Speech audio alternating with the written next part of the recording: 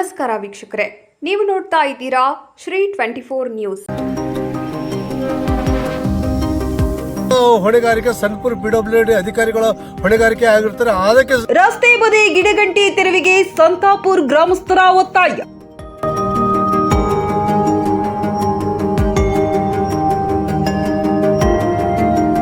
ಔರಾದ್ ತಾಲೂಕಿನ ಸಂತಾಪುರ್ನಿಂದ ಜಂಬಗಿ ಸಾಗುವ ರಸ್ತೆ ಬದಿಯ ಗಿಡಗಂಟಿಗಳನ್ನು ತೆರವು ಮಾಡಬೇಕೆಂದು ತುಕಾರಾಮ್ ಹಸನ್ಮುಖಿ ಒತ್ತಾಯಿಸಿದ್ದಾರೆ.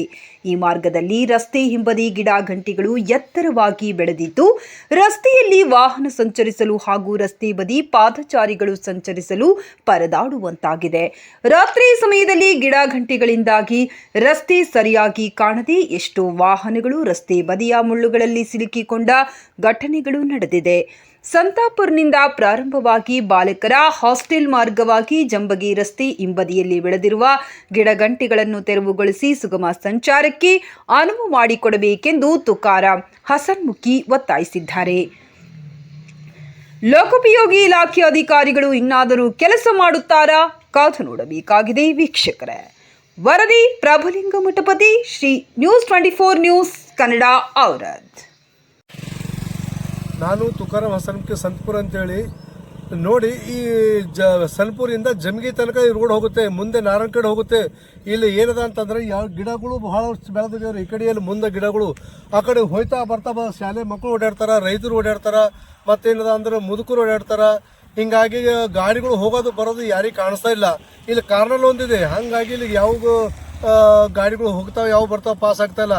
ಸಪೋಸ್ ಮೊನ್ನೆ ಜೀರ್ಗದಲ್ಲಿ ಒಂದು ಅನಾಹುತ ಇತ್ತು, ಅದೇ ಥರ ಇಲ್ಲಿ ಯಾವುದಾದ್ರೂ ಅನಾಹುತ ಆದರೆ ಇದಕ್ಕೆ ಪೂರ್ಣ ಹೊಣೆಗಾರಿಕೆ ಸನ್ಪುರ್ ಪಿಡಬ್ಲ್ಯೂಡಿ ಅಧಿಕಾರಿಗಳ ಹೊಣೆಗಾರಿಕೆ ಆಗಿರ್ತಾರೆ. ಅದಕ್ಕೆ ಕೂಡಲೇ ಇದಕ್ಕೆ ಗಮನದಲ್ಲಿ ಇಟ್ಟುಕೊಂಡು ಆದಷ್ಟು ಬೇಗ ಈ ಗಿಡಗಂಟಿಗಳನ್ನು ಬೇಗ ತೆರವುಗೊಳಿಸಬೇಕಂತೂ ನಾನು ತುಕಾರಾಮ್ ಹಸನ್ಮುಖಿ ದಲಿತ ಸಂಘರ್ಷ ಸಮಿತಿ ಭೀಮವಾದ ತಾಲೂಕು ಅಧ್ಯಕ್ಷರಾಗಿ ಹೇಳ್ತಾ ಇದ್ದೇನೆ.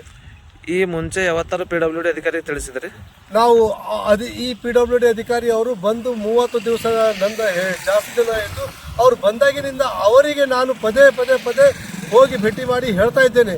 ಆದರೂ ಅವರು ಈ ಕಡೆ ಗಮನ ಹರಿಸ್ತಾ ಇಲ್ಲ. ಈ ಕಡೆ ಅವರಿಗೆ ಈ ಕಡೆ ಅವರು ಒಟ್ಟು ಬರ್ತಾ ಇಲ್ಲ, ನೋಡ್ತಾ ಇಲ್ಲ. ಅಷ್ಟು ಬೇಗ ಇಲ್ಲಿ 2 ರೋಡ್ ಸೈಡ್ ಪಕ್ಕದಲ್ಲಿ ಬೆಳೆದಿರುವ ಮುಳ್ಳಿನ ಗಿಡಗಳು ಹಾಗೂ ಎಲ್ಲವನ್ನು ಆದಷ್ಟು ಬೇಗ ತೆರವುಗೊಳಿಸಬೇಕು. ಇಲ್ಲದಿದ್ದಲ್ಲಿ 15 ದಿವಸಗಳ ಒಳಗಾಗಿ ಸಂತಪುರ್ ಪಿಡಬ್ಲ್ಯೂಡಿ ಕಚೇರಿ ಮುಂದೆ ಧರಣಿ ಸತ್ಯಾಗ್ರಹ ಮಾಡಲಾಗುವುದು. ವೀಕ್ಷಕರೇ, ಈ ವಿಡಿಯೋ ನಿಮಗೆ ಇಷ್ಟ ಆಗಿದ್ರೆ ಈ ಕೂಡಲೇ ಸಬ್ಸ್ಕ್ರೈಬ್, ಕಮೆಂಟ್, ಲೈಕ್ ಮಾಡಿ ಹೊಸ ವಿಡಿಯೋಗಳನ್ನು ಮಾಡಲು ಬೆಂಬಲವನ್ನು ನೀಡಿ.